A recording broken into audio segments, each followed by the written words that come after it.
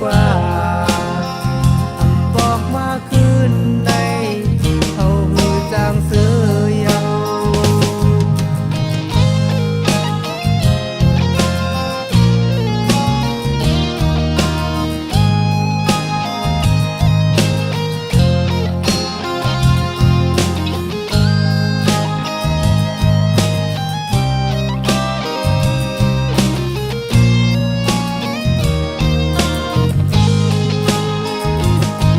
จังในเฮ็ดคิด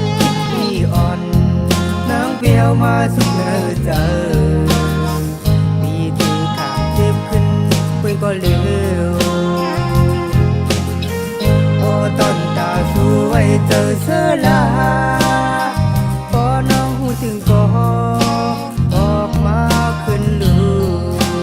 ดูหักอ่อนทีก็หักอ่อนที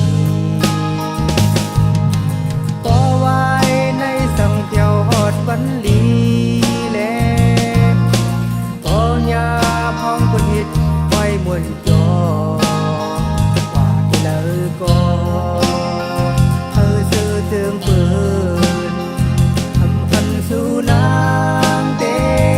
ทั้งสู่นางสั่งนางสัมปใจกว่า